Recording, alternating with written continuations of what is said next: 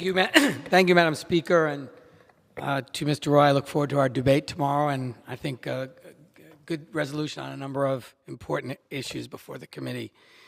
Madam Speaker, I rise this evening to honor Pride Month. I want to begin by saying that we are grateful to the members of the Congressional LGBTQ+ Equality Caucus who continue to be champions for full equality for our community.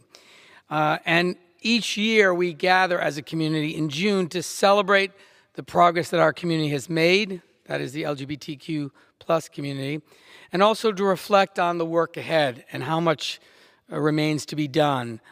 And it's an opportunity each year to really celebrate the progress we've made and recommit ourselves to the work that remains. And this year is no different.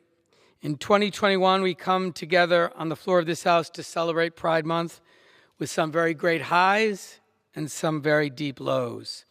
Our community was deeply impacted by COVID, both because of pre-existing conditions added to people's vulnerabilities, but also because segments of our population already face isolation, which was made even worse during the pandemic.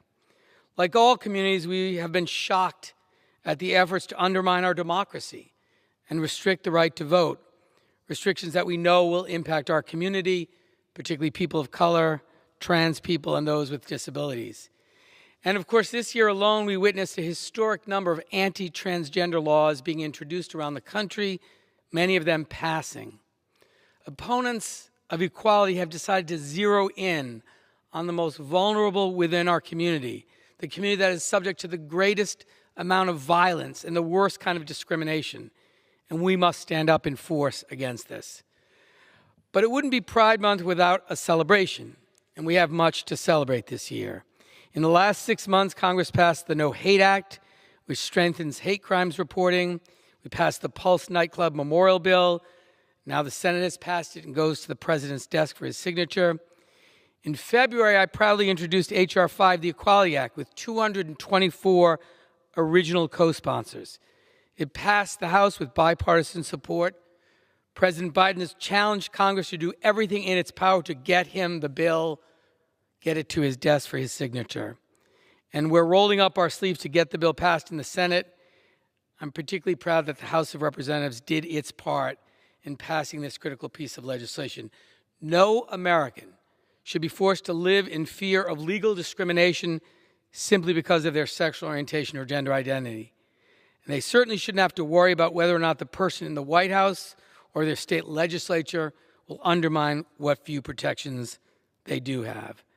The Equality Act is a common sense piece of legislation that gets to the core issue of equality by expanding the Civil Rights Act of 1964 and other existing laws to ensure that LGBTQ Americans can live their lives free from discrimination.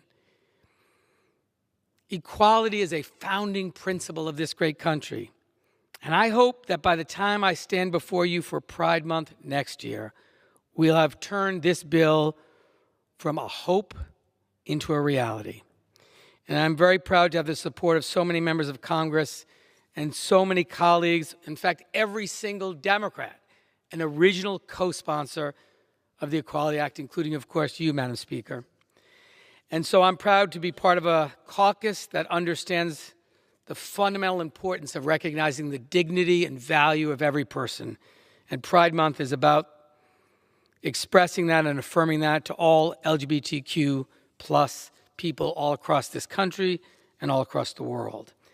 And so tonight I'm proud to have one of the co-chairs of the Equality Caucus, Mark Takano, a chairman of the Veterans Affairs Committee, a member of the LGBTQ community, a very close friend, a deeply respected colleague, and a great champion for the equality of our community. Now I'll yield the floor to Mr. Takano to share his views on the celebration of Pride.